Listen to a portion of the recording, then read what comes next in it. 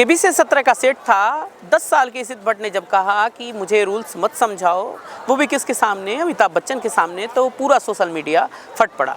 कई लोग उस बच्चे को ओवर कॉन्फिडेंट कहे तो कई कह रहे हैं कि बच्चे की ट्रोलिंग नहीं होनी चाहिए, तो कई कह रहे हैं कि ओवर कॉन्फिडेंस ज़्यादा अच्छा नहीं होता। सोशल मीडिया पर ट्रोलिंग उस बच्चे की शुरू हो गई। पूरी कहानी क्या है, सबसे पहले ये जान लीजिए। सबसे पहले मेरा नाम दिव्यांश है और आप न्यूज़ दस्तक देख रहे हैं।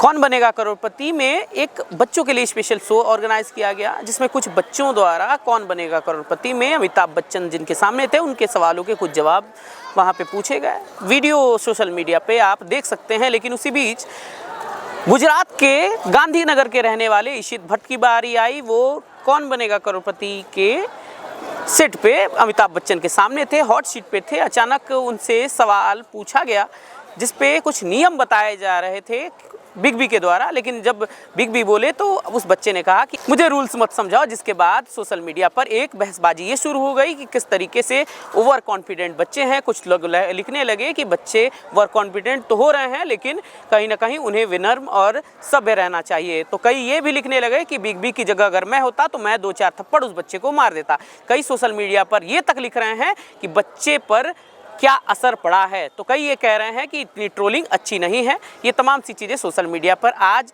सुबह से वायरल हो रही है। कह रहे हैं कि बिग बी जो बहुत बॉलीवुड के महानायक कहे जाते हैं, हमने एक कक्षा 5वीं में पढ़ने वाला एक बच्चा इस तरीके से कॉन्फिडेंट जवाब दे रहा था। लेकिन सिर्फ जवाब नहीं दे रहा था, बल्कि उसने जिस तरीके से बोला वो कहीं ना कहीं उसकी ट्रोलिंग का कारण बन रहा है। एक बॉलीवुड सिंगर है चिन्मयी श्रीपदा, जिन्होंने बच्चे पे इस तरीके से बच्चे की ट्रोलिंग हो रही है। लोग उसे समझा रहे हैं कि बच्चे को ये नहीं करना चाहिए, वो नहीं करना चाहिए। वाकई में ये गलत है और कि इसका प्रभाव सोशल मीडिया पर फैल रहा है। उन्होंने ये भी कहा कि सोशल मीडिया पे जिस तरीके से जहर बोया जा रहा है वो कहीं ना कहीं बच्चों के लिए हानिकारक हो सकता है। तो आप अभी तक समझ गए होंगे कि पूरा मामला क्या है। लेकिन इसी बीच वो वीडियो लगातार सोशल मीडिया पर चल रहा है।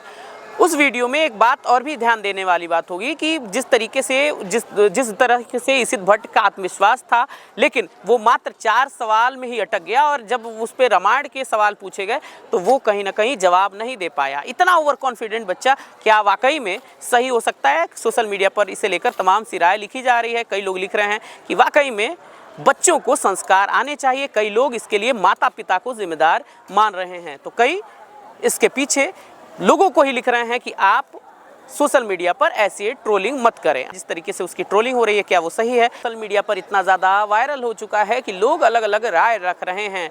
केबीसी 17 का मामला अब सिर्फ केबीसी का नहीं रहा, बल्कि समाज और आम लोगों से जुड़ चुका है। इसी वजह से शिक्षक हों, पेरेंट्स हों, टीचर हों, सब लोग कहीं ना कहीं इस पर अपनी अपनी राय रख रहे हैं। बच्चों को किस तरीके से संस्कार उनके अंदर होना चाहिए, इस पर बातें लिख रहे हैं। अब सबसे बड़ा सवाल होता है कि बच्चा गलत था या सोशल मीडिया? आप कमेंट में अपनी राय जरूर रखिएगा। बाकी कैमरे के पीछे विवेक है और आप न्यूज़ दस्तक देख रहे हैं। देखिएगा, पसंद कीजिएगा और सोशल मीडिया के इस बहस पर आपकी क्या राय है लिखिएगा ज़रूर। Thank you so much.